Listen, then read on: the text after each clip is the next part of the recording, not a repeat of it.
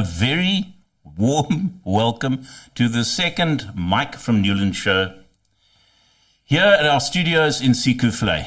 It's a pleasure to have you with us, dear viewers. It's the second show this year. I hope the year is looking after you and keeping you all safe, and that things have settled down and you're getting back to a routine that is a little less hectic. I've got a new guest on my show today.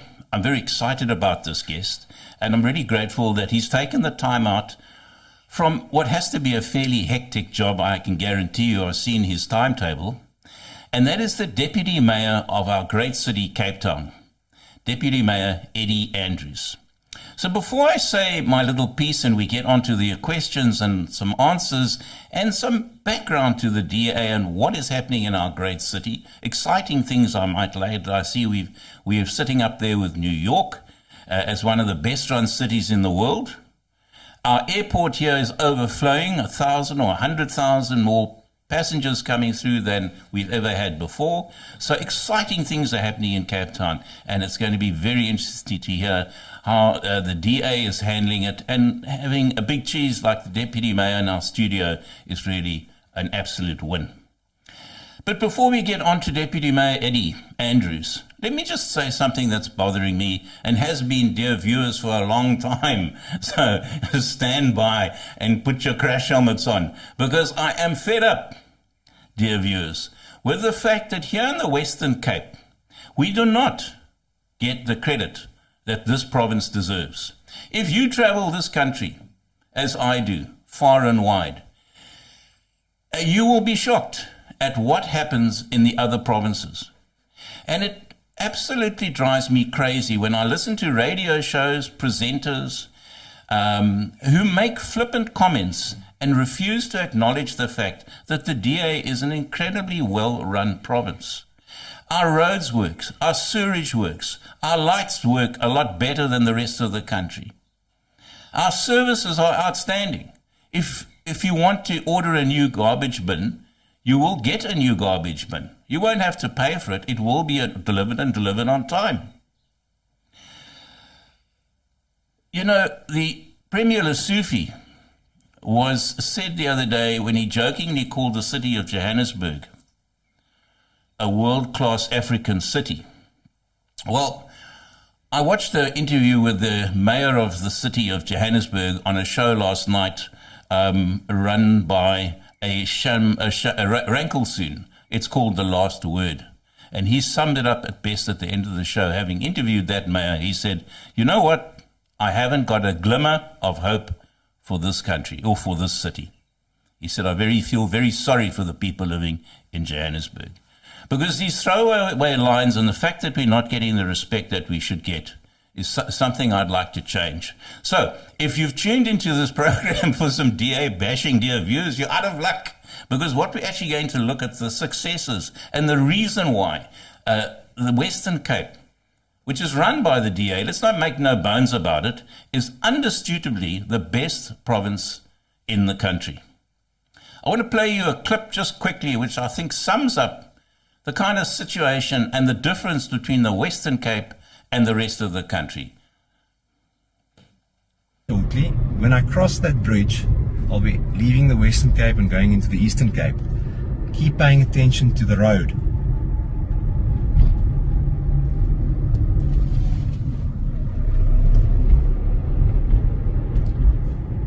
Welcome to the Eastern Cape. The only reason I'm able to pass here is because it's a very scenic route and tourists come through here. So if I get blocked by a rock or a branch, I'll move it to the side and the next guy will do the same. As you can see. So there you have it. There you have it, dear viewers. I think that really sums up the difference between the Western Cape and the rest of the country. Another thing, I'll challenge you now. Go to your laptop, your computer, Google ANC corruption. You will get pages and pages of corruption. Google DA corruption. And all you will get is the various court cases where the DA spends a fortune trying to hold the ANC to account. But the only corruption that I could find was possibly the fact that a chocolate cake might have been bought with DA funds for a councillor's birthday. I never bothered to find out what the outcome was, ladies and gentlemen, because we have Premier Lessufi who lost 432 million rand while he was MEC of Education. We haven't found a rand of that. So keeping things in perspective, we have a fantastic province, but we need to keep it that way. And I'd like to raise a few questions with our Deputy Mayor and just try and get a better understanding as to how are we going to stay the way we are. We want to remain the best run province, and I think one of the reasons we've succeeded in doing that, Eddie, if I may say to you, is one of the reasons I believe is the fact that we do not practice any kind of discrimination when we employ people. When the inspector comes around to my house, or I deal with somebody in council, I know I'm dealing with a person who understands his business. He's employed in that job because he understands what he's doing. He's had the training, the qualifications. He's possibly been to a great school like Steenberg High. He knows everything. It's a good school. A good school. Yes. So he's been well educated, and he's doing a great job. And that is just fundamentally, I believe, what makes us so different. But I want to hear your comments on that, because I am so tired of this labeling of racists they throw around the place. And why, if you perhaps agree with me that this is the case, and tell me that it's going to continue, because we're coming under massive pressure, Eddie. You know, we've got the exit crowd. What do they call themselves? They want to yeah, you know that lot. Now, I'm not a supporting of them by any means, but I can understand the frustration that a lot of people have when they see the rest of the country going down the tubes. As JJ Jabani loves to say, it's a mess. The whole country's a mess. But the whole country is not a mess. The Western Cape is not a mess. So we want to keep it that way. So, Eddie, my first question to you is, by the way, test. Steenberg Boys High, right? Steenberg High School, yes. Per Laborum and Astra. And that means? Reach for the stars. Well done.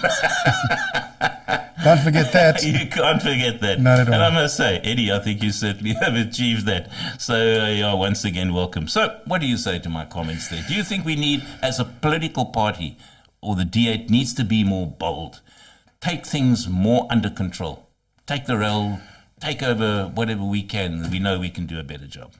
I think we've clearly demonstrated in the Western Cape, particularly in the Cape Town context, that where we govern well. And please, the listeners must not take our word for it.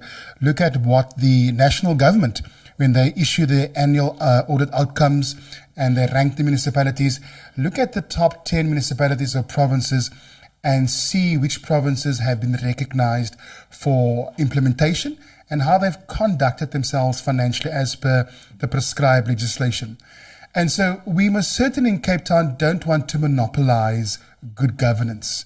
I think that's why in our preamble of our business plan, our IDP, our Integrated Development Plan, we would like to locate the city of Cape Town as a city of hope, because South Africa needs hope. And South Africa works, and the Western Province, Western Cape works. And it works because we have political stability, we have policy certainty, and we have a competent administration to implement.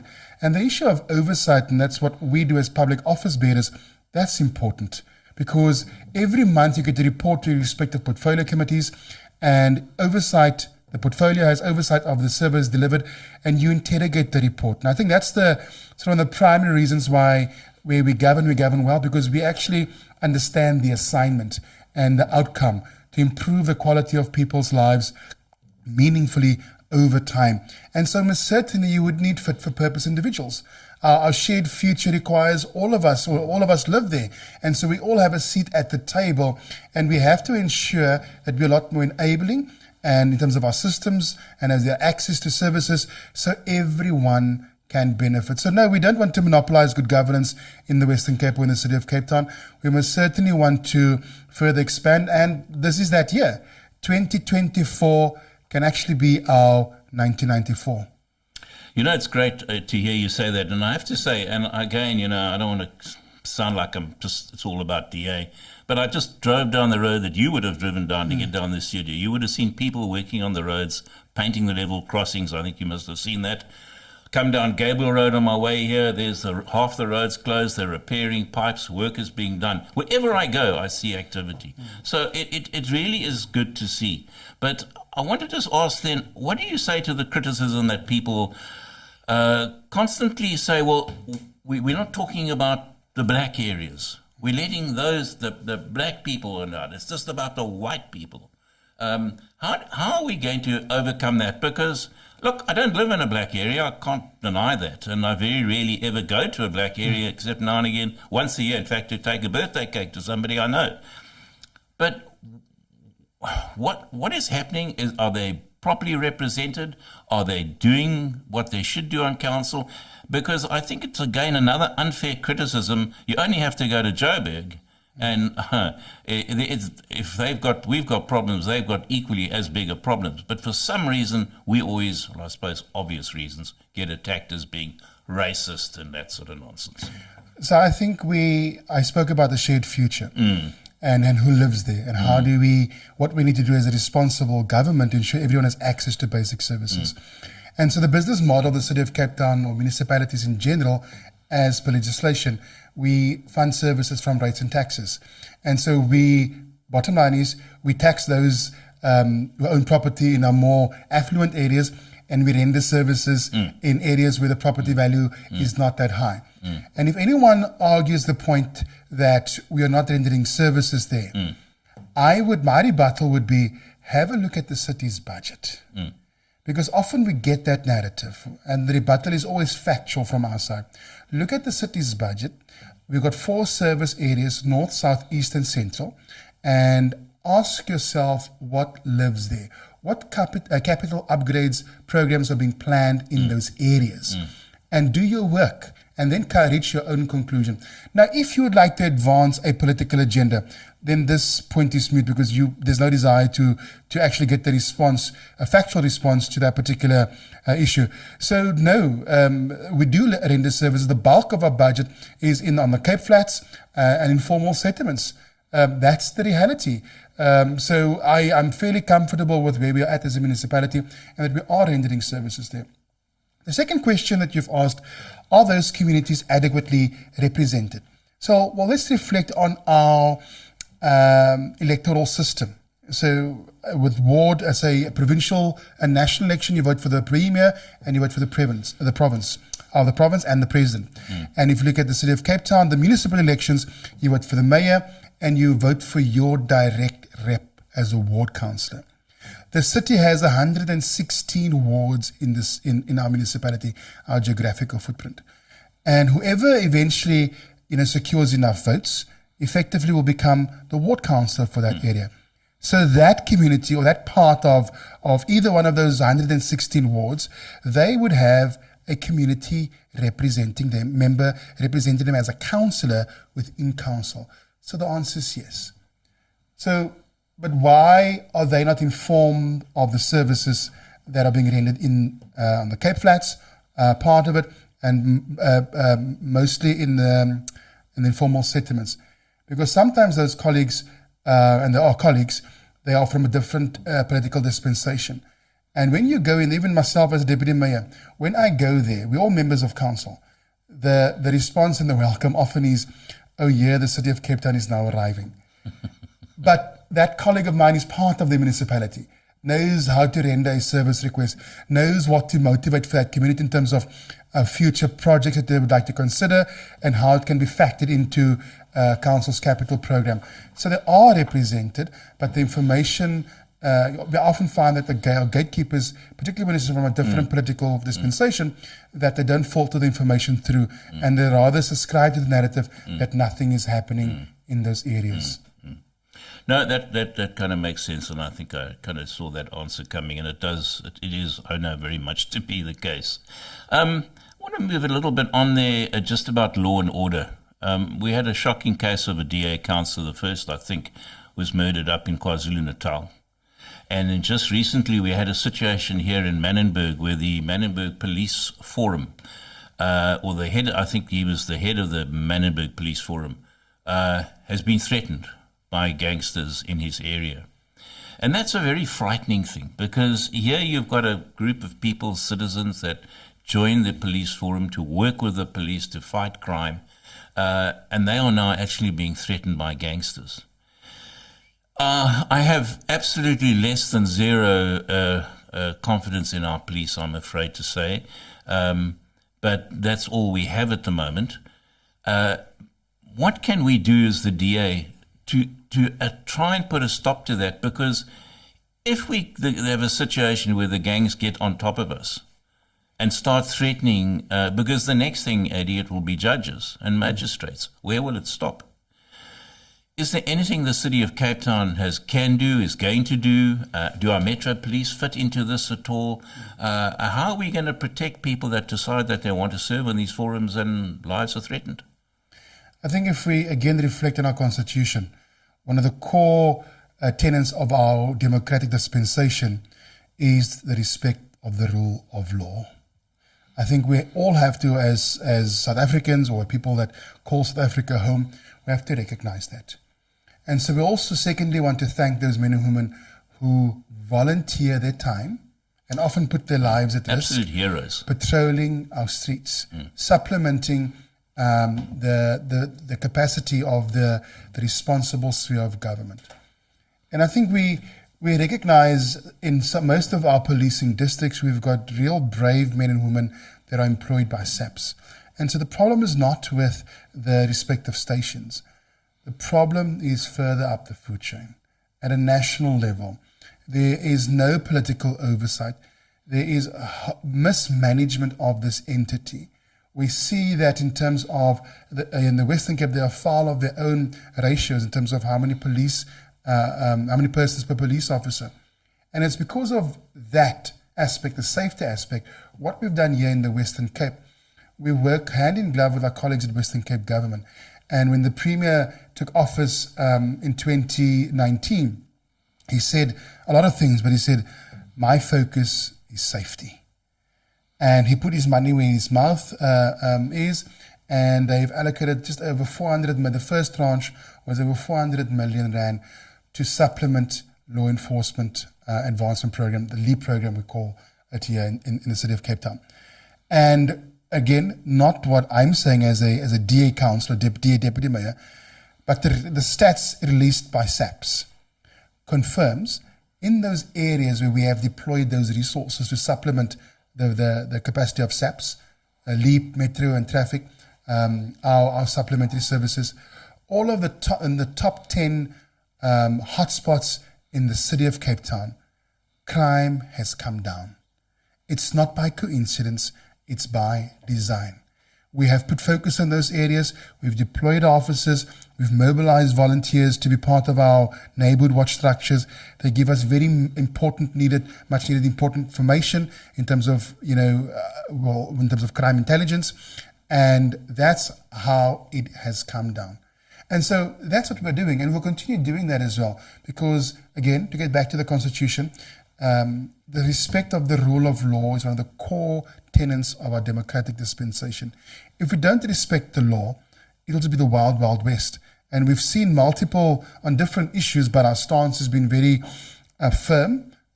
We saw with the taxis, in terms of, no, the rules apply to everyone.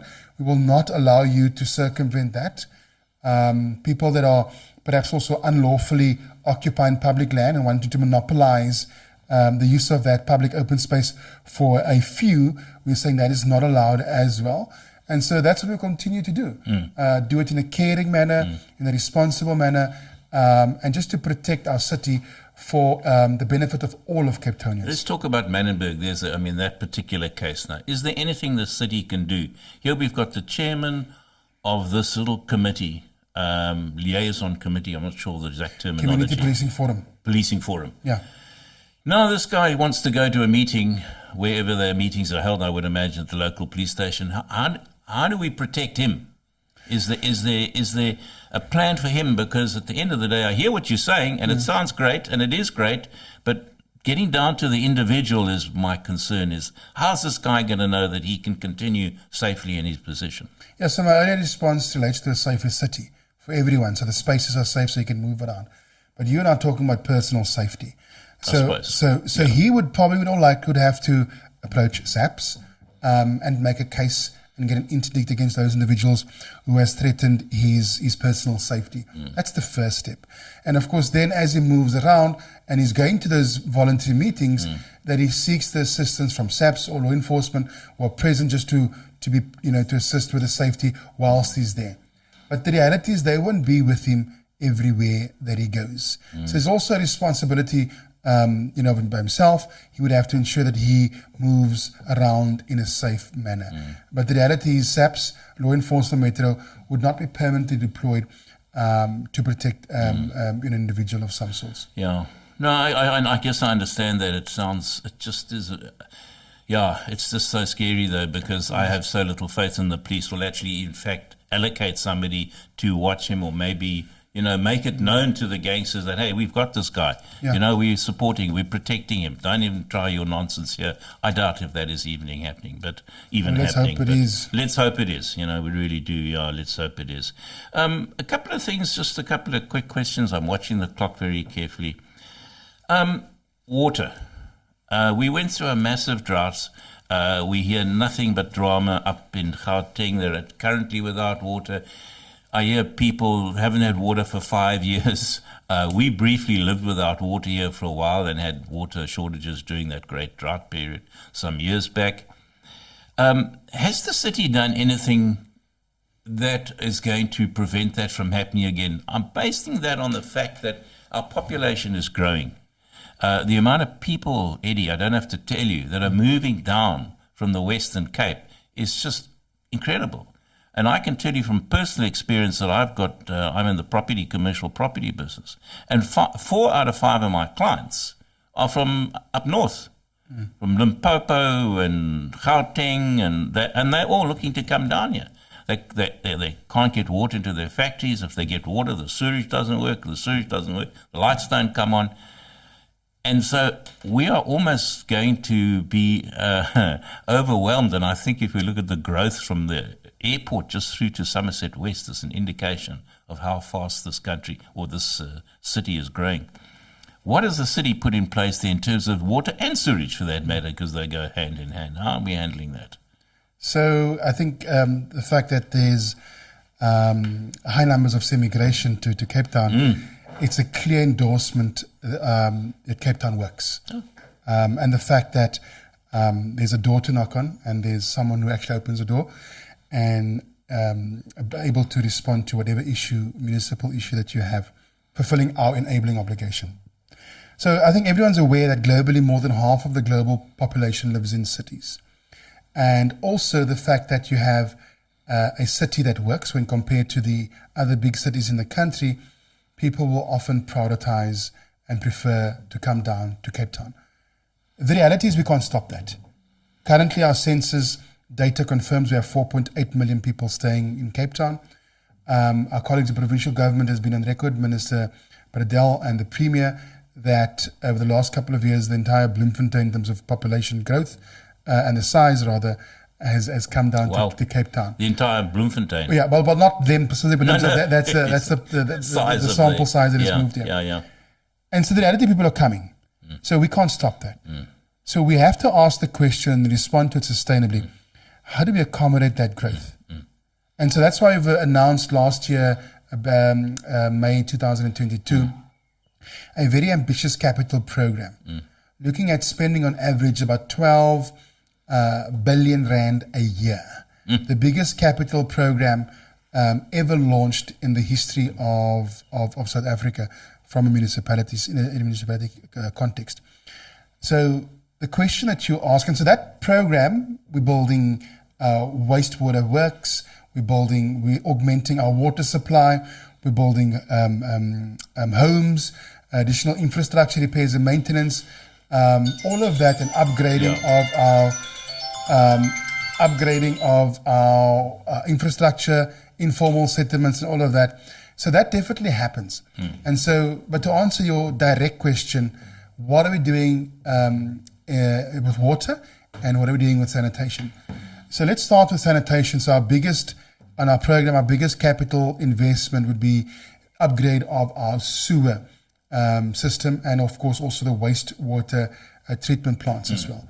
And out in Potsdam, out in the... That was the big issue. That was a massive issue. So we've just, so in total, that program is just under 6 billion rand to upgrade that. So what does that mean?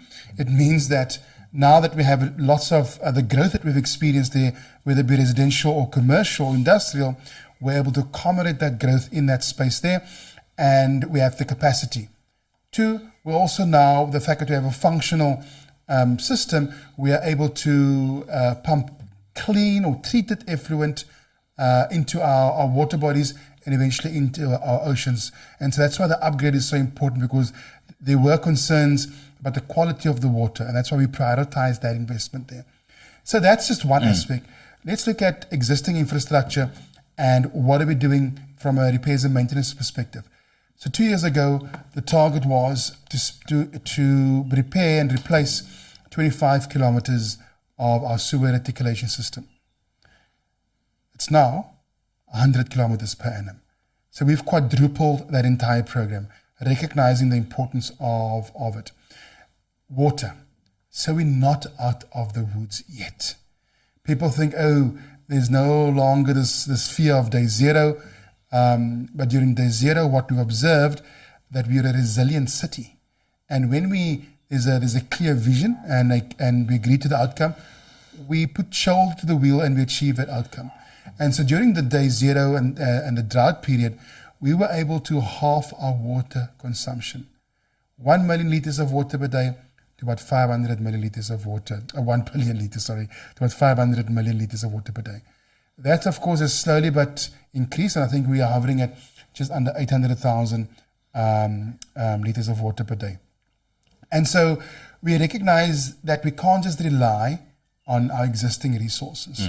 So what we've done is our approach is to reduce consumption. We've also replaced all our meters with smart meters so we can detect when there are issues. We've reduced our water pressure. And that's important because when you have any leaks in the system, you lose a lot more water. And then, of course, we employed additional team on the ground, team members who are able to respond a lot sooner to any leaks and repairs that is required. And I think the other aspect of augmenting our water supply, the desalination plant. I think everyone's familiar. We had 2 plants during day zero, one at Stammerton Pavilion and the other at Monwabizi Pavilion. And so that augmented those were temporary plants, but it augmented our water supply. Did they actually ever operate? They did. Oh, they did? They did. Okay. I can confirm they did. Okay. And so they were, of course, decommissioned. And so just last week, we've announced at our maker meeting our intention to commence a survey looking at sites across the city that will be the most feasible to consider for a permanent desalination plant. Yeah. And the very last point I want to mention, and I'm laughing because people, when I mention this, are you sure about this? So we also want to recycle water. It's a globally accepted practice where we recycle our sewer water. And so that's also what we're heading towards as a municipality. And this is all to supplement our water supply. And yes, because government is responsible for dams infrastructure, not dam infrastructure, but dams infrastructure. And often they don't move as swiftly as we want them to. So we try and do what we can within our ambit to achieve that same outcome. Eddie, it's a master of understatement. They don't move that quickly. They don't move at all. So I'm delighted to hear that we're going down that route because we need to get on top of, I think, these plants that can give us fresh water. And frankly, if we're going to cycle the water that I pooped in yesterday, I'm all for that because the systems are in place. Correct. And so it happens all up through the entire cities around the world. Yeah. So fantastic for that. Just a couple of things as we now approaching the end of the show. Just brings me to blue flag beaches. Now, the one thing I'm particularly proud of in the Western Cape, and I know it's a big thing for our tourist industry, is the fact that we can claim blue flag beaches. KwaZulu-Natal is a complete and utter disaster, and I have to say I do feel very sorry for the traders and people in the tourist industry in KwaZulu-Natal because they had an absolutely miserable season. But to be fair, that's not entirely their fault. Of course, they had those floods. But given the fact that the city is as corrupt as it is, there is no doubt in my mind most of those issues that are keeping their beaches from not having the status of blue flag is just pure, simple corruption. But happily, we are in the Western Cape, and happily we do have blue flag beaches. But what I do sometimes see, and there's that picture that I often look at and I think, oh, that looks terrible, is that big kind of cloud that floats out into the bay from the Manenberg area, I think it is. And so I did some research on that, and I understand that we are allowed to put a certain amount of, is it untreated pollution into or waste into the sea? What is the situation with that, and is it a problem? I mean, can I go surfing and safely? So yes, we are allowed, but not necessarily in Manenberg. So we've got we've got 3 outflow pipes in Camps Bay, Hout Bay, and the third one evades me now, but there are 3. And so basically so you need to apply for a license, and then you would need to have the infrastructure in place. And so what happens is the distance, I think it's about a couple of kilometers away from the bathing area where this happens. And of course, naturally, the treated sewer is being used and recycled and cleaned by the ocean that's far away from the bathing area. Those areas are tested every single month. As a matter of fact, multiple times a month. We've just last week where there was a concern out in Camps Bay where they're saying you are lying to our city of Cape Town, you're disposing of raw sewer right there in the bathing area. We took out a boat, we recorded the entire exercise, and the quality of the water is well below the required standards. And so we had independent individuals and scientists who were with us on the boat who could, of course, observe that entire process. So we've got those outflow areas. It is fully compliant. We're well below the required minimums and standards. And often you find there's lots of misinformation that is being peddled on the social media. And I also want to perhaps mention that so when the beaches are closed, for example, it is that point in time when the quality is not that great. And that's not the issue. The focus should rather be why. And so often you find there could be a collapsed sewer system, there could be ingress into our stormwater system, and we tested the water, and our protocols requires us, even though you can't confirm the levels are quite high, you need to close the beach. And so we need to look at our quality of our water over a 12-month period. And that's what we've been saying over the last couple of months, that none of our beaches were closed during the December period. And we've got data. Independent laboratories have tested the data. And so that's something that we're quite comfortable with. And also to get back to the importance of investment in infrastructure, particularly our wastewater treatment works. If we don't have meeting those standards there, we will have poorer quality of water in our coast. And we most certainly don't want that. And just highlighting the importance of that particular investment.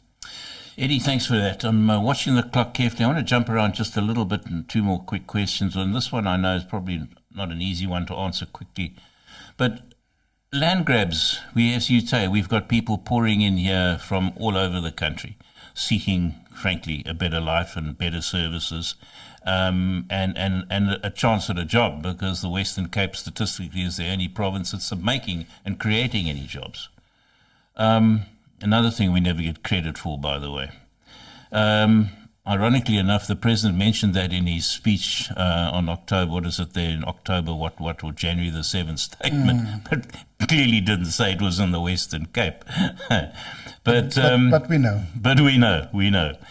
So now we're dealing with people that are coming down, they're putting up shacks and stuff. I took a drive out to, where did I go? Out to Paarl the other day, and was quite surprised to see on the left-hand side of the N2 going past the airport, how much more activity there is there. That's as you go past the airport on your left, you're heading out of town towards Somerset West. What is the situation there? Is that land, can you guys do anything about it? I'm not suggesting you go down there with trucks and chase them away or whatever, but it concerns me greatly that we have floods, we've got unstable ground, and a shack just goes up, there seems to be a law that prevents you, or the cities rather, from actually doing anything about it. But at the end of the day, this poor guy puts up his shack is going to be washed away in the winter's floods. So I think if we ask the question, why people come, and I think you've alluded to that in your remark, that they come to a city or province where they see the opportunities. And that's clear testament to the failures of the cities or the places or the districts where they come from, and there are no opportunities there. There's been a lack of investment in those areas. So people come. And so when you look at land, and so yes, during COVID, when land was unlawfully occupied, the regulations prevented us and other cities as well from removing those unlawful occupants on public land. That has been reserved for infrastructure upgrades, building of schools, homes, or the widening of roads. And so what we've done, because we recognize, even in our own database, we have 600,000 people on our housing database. That's the priority. We can't incentivize an unlawful occupier by giving them an opportunity. Let's look at the three spheres of government: provincial, national, and local. If you combine their annual yield, we probably at best get anything between 8 and 10,000 units built a year.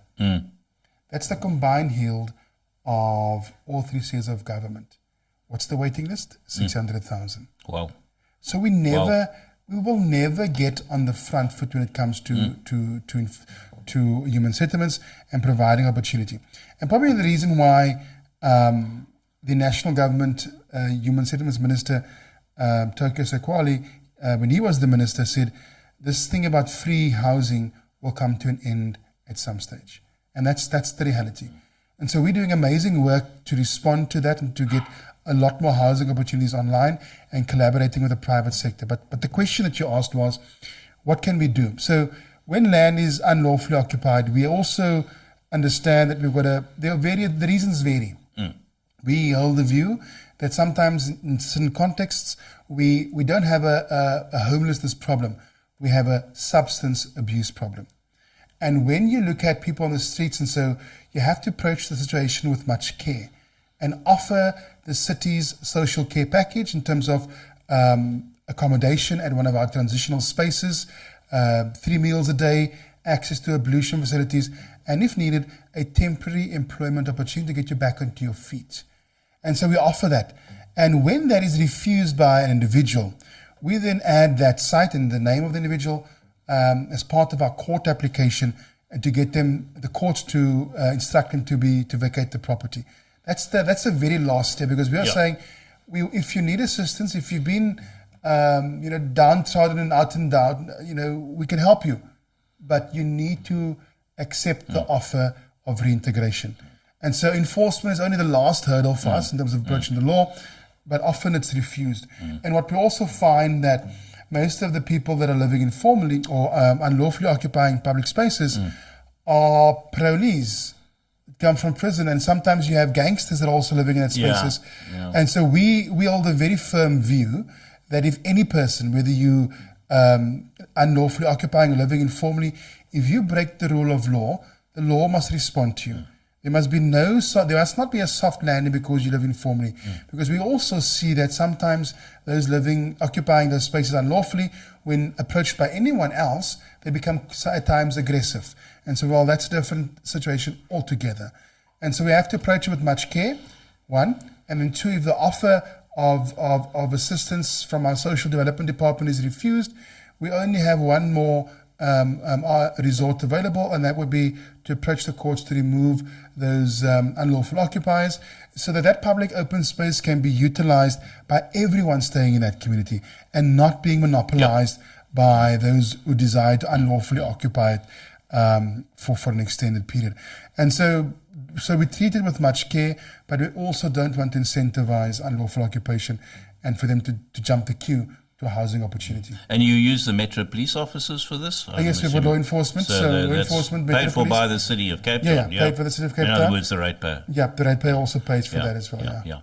Then just one more question, and then I can conclude our fantastic interview. But we had a situation just recently which stirred up a lot of interest, and that was somebody had painted a Palestinian flag on a building close by to his house. So I don't know a lot about it, but other than the fact that somebody complained about it, and so it was painted over by the city of Cape Town.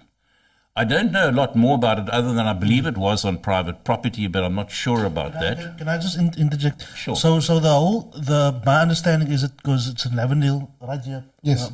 So the community actually painted it, right? And so the city came to paint over it.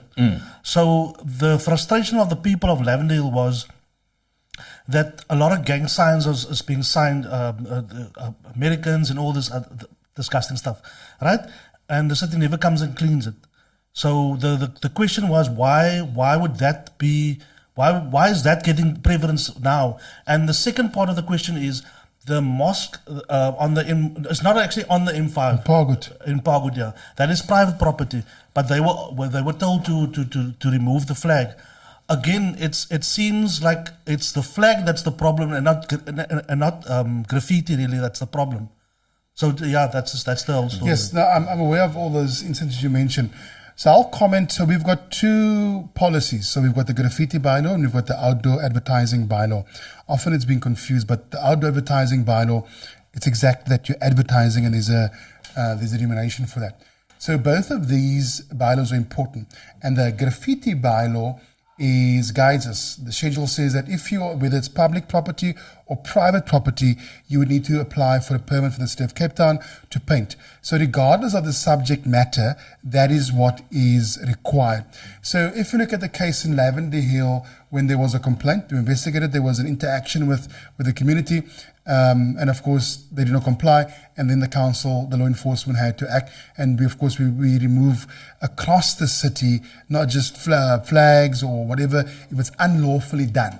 So the subject matter, whatever your gang name is or whatever, that's not the issue. It's not the permit was not permission was not secured from council for your graffiti.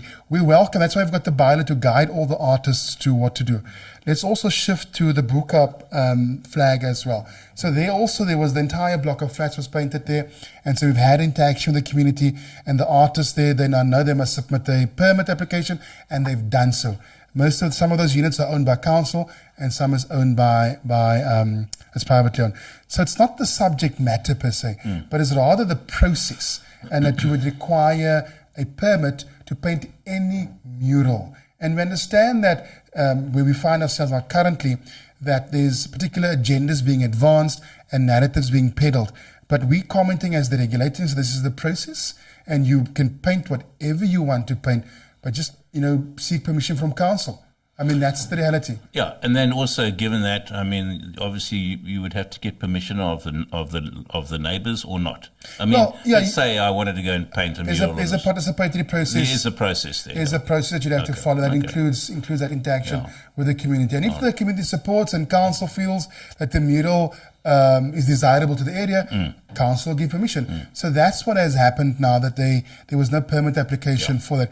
And often, with the events as well. I mean, we saw the other thing also on social media, where a person carrying the Palestine flag was shoved and pushed away from the NEWLANDS Cricket Stadium. And people often don't know that when there's an event, there's a lead agency, which is SAPS. And the lead agency, they would say they agree on certain conditions of the event. So there's no flags of any country, of any wording allowed on site. And so that's, again, it's the subject matter is not the issue, but rather that the process is understand the process and what is required in that context. And I think often that's been misrepresented, and we're going out to the community saying, are you aware of this? And if not, please submit an application. Eddie, thank you very much. Time is really up against us now, so I really need to say thank you very, very much.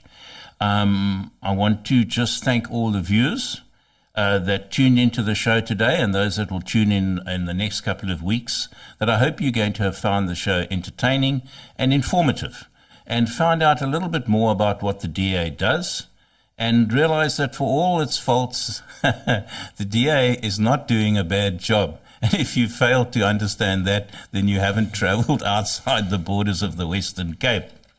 So I would also ask you, please, to hit the like button and subscribe. Very important for the show and our algorithm, but also very important for press freedom. It's really important that that like button is used.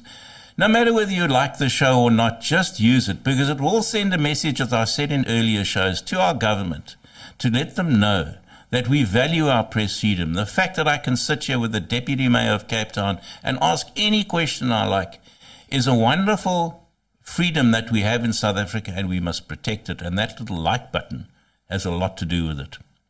I'd like to just leave you with a thought from Thomas Sowell.